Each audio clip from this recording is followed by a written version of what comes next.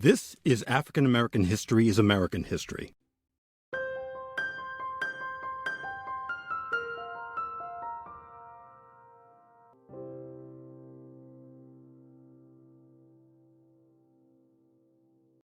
Max Robinson shattered racial barriers in American journalism.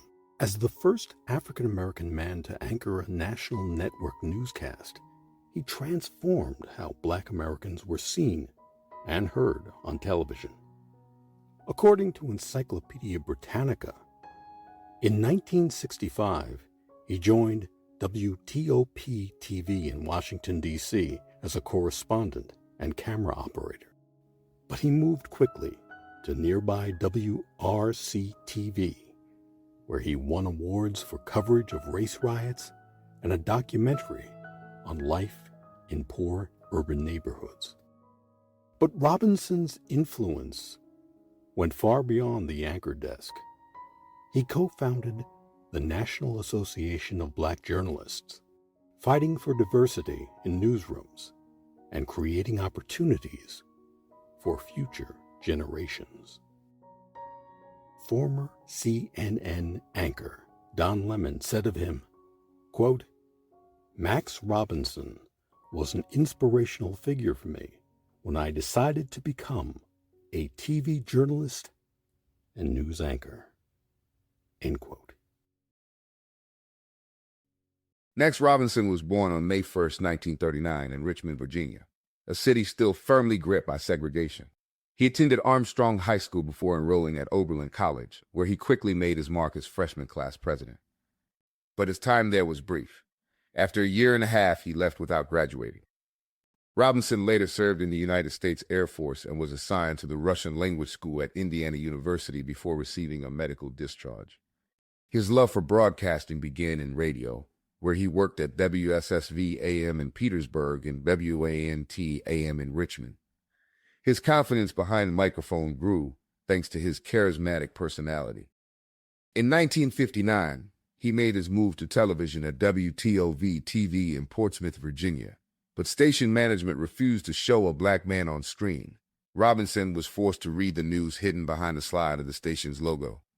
One night, fed up, he ordered the slide removed so viewers could finally see his face. The next day, he was fired. It was a moment that could have ended his career. Instead, it defined it.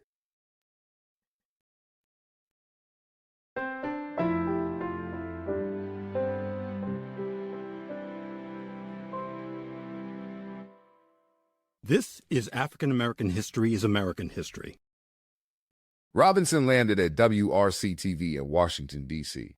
There, he thrived.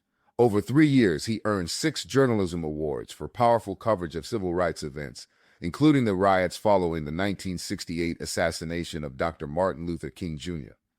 He also won 2 regional Emmys for his groundbreaking documentary on life in the predominantly black neighborhood of Anacostia, often referred to as the Other Washington.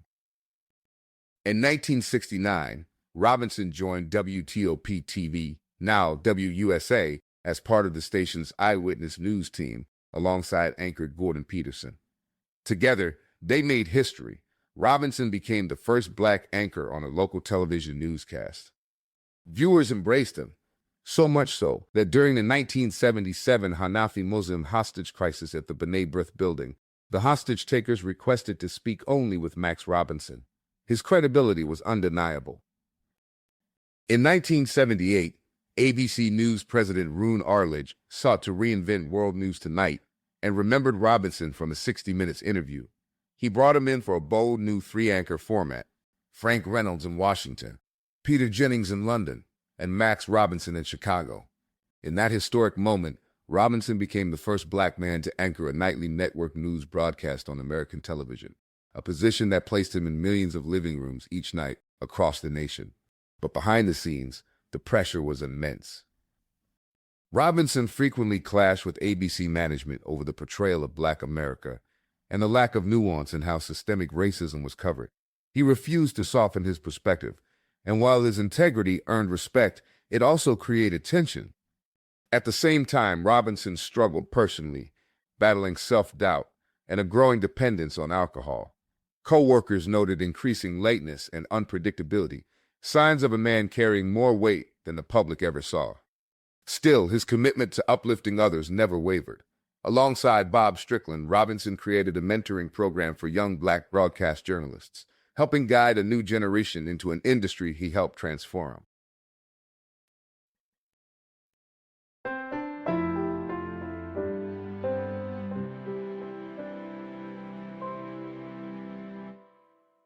This is African American History is American History.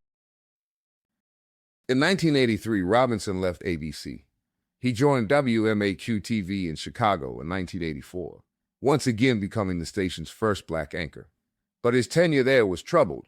Conflicts with colleagues and frequent absences strained relationships, and he was eventually fired after attending a work-related event and never returning. It was later revealed he had entered a drug treatment program at Hazelden, reportedly without informing station management. By 1985, Max Robinson quietly retired. Soon after, his health began to fail. While hospitalized for pneumonia in Blue Island, Illinois, Robinson was diagnosed with AIDS.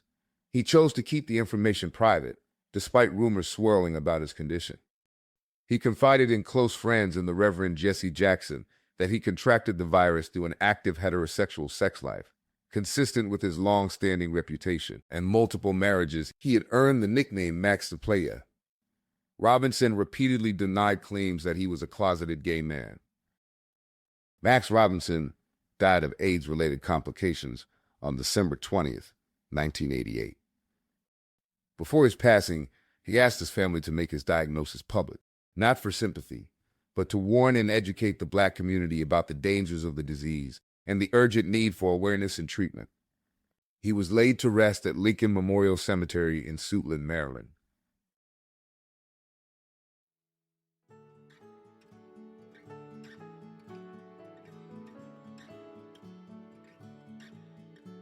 Max Robinson did more than sit behind a news desk. He changed who America believed could sit there. He stood at the intersection of history, courage, and representation, proving that visibility matters, voice matters, and presence matters. Through every barrier he broke, every newsroom door he opened, and every young journalist he inspired, Max Robinson reshaped American media forever. His legacy reminds us that progress is often born from defiance, and that the most powerful voices are the ones that refuse to stay hidden behind the logo.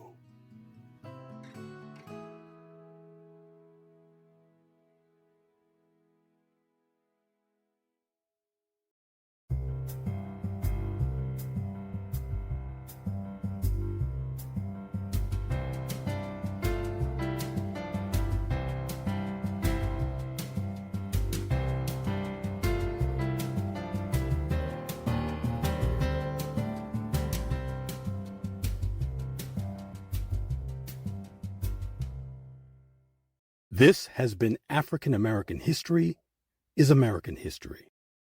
I'm Harlan Kearsley, and on behalf of everyone involved with African American History is American History, thank you for listening. And if you haven't done so, please subscribe. Once you do, you'll be notified as soon as new episodes are posted. Thanks again, and please stay safe.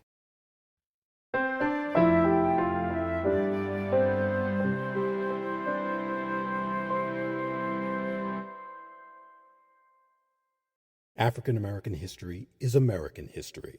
Copyright H.C. Kearsley, 2025.